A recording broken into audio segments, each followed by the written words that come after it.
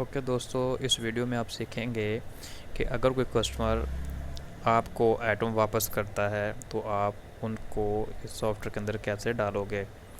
दो सूरतें हो सकती हैं कि एक ये कि पूरे का पूरा 10 आइटम लेके गया और सारे के सारे उसने वापस कर दिए, यानी पूरा बिल ही वापस कर दिया। दूसरी सूरत ये हो सकती है कि 10 आइटम लेके गया, उसमें से 2 3 या 4 उसने वापस कर दिए।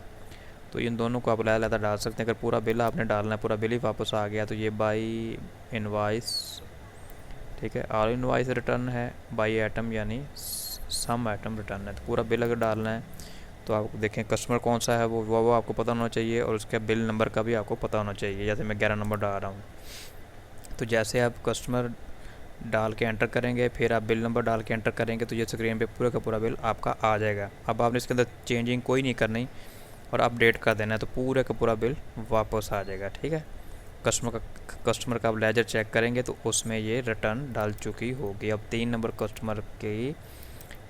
नंबर कस्टमर का आप लेजर तरह चेक करें तो उसकी रिटर्न उसमें आ चुकी होगी। ये देखें, 11 नंबर बिल वापस आ गया, से रिटर्न हो गई और इतने का वो बिल था। ठीक है जी, अब ये मामला सारा माइनस में चला गया। अब आपने उसके पैसे देने ही हैं, तो आप उसको 1000 रुपया वापस करके इसमें पेमेंट डाल दोगे।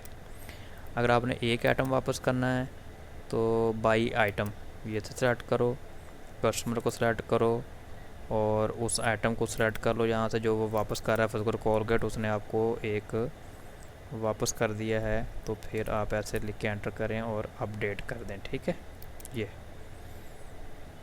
तो ये भी रिटर्न डाल गई। तो ये था रिटर्न डालने का तरीका।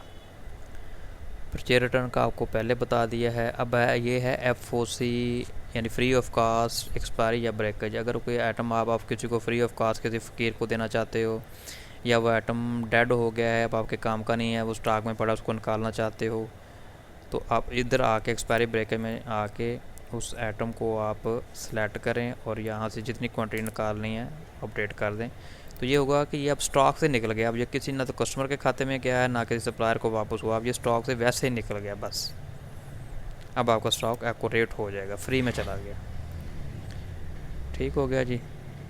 इसी तरह ये कैश रिसीव्ड फ्रॉम कस्टमर आपको पहले बता दिया है। एम्प्लॉय एडवांस, कोई एम्प्लॉय आपसे एडवांस लेता है पैसे, उसको सेलेक्ट कर लें, ऐड न्यू करें और यहाँ डिस्क्रिप्शन लिख दें एडवांस। ठीक है, कितने पैसे उसने लिए हैं, 1200 एडवांस ले लिया है, तो इसको आप सेव कर दें। अब ये उसके खाते में चढ़ गया। ठीक हो गया जी। इस तरह ये अकाउंट का पूरा सिस्टम है। वोचर हैं, general voucher, cash payment, cash received, bank payment, bank received, trial balance, daily transaction, balance sheet, income statement, ये सारा आप खोलेंगे आपको पता चल जाएगा। कैश बुक है, बैंक बुक है, लेजर डिटेल है, चार्ट ऑफ अकाउंट है पूरा। तो जो लोग अकाउंट्स को समझते हैं, डबल एंट्री सिस्टम को समझते हैं, वो इसको यूज़ कर सकते हैं। अब इसके ऊपर राइट क्लिक करके नया अकाउंट भी आप खोल सकते हैं। यहाँ पे ये खोले हुए पहले खाते, अब यहाँ पे राइट क्लिक करें, ऐड न्यू करें और यहाँ पे आप एक नया खाता खोलें सेव करके।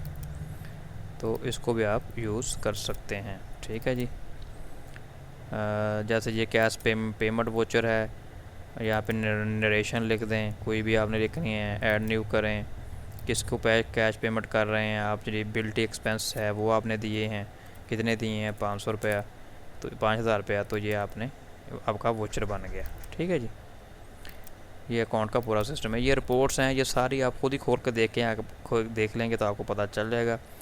ये customer transaction, supplier, employ balance, cash receive, invoice wise sales summary, stock report, ठीक है, परचेज़ हो गई, ऑल कस्टमर बैलेंस हो गया, ऑल सप्लायर बैलेंस, ये सारा आपको पता चल जाएगा। ये यूटिलिटी में आप आए, यहाँ पे बैकअप ले सकते हैं, रीस्टोर बैकअप कर सकते हैं, अबाउट है, डे एंड को आपने नहीं छेड़ना। ये अगर आप ओपनिंग बैलेंस, आप ज़रा आपने ऐसे सॉफ्टवेयर शुरू करना है तो जो आपके पास पहले चीज़ें पड़ी हुई हैं, आपने कस्टमर से पैसे लेने हैं, आपका पहला स्टॉक पड़ा, उसको कैसे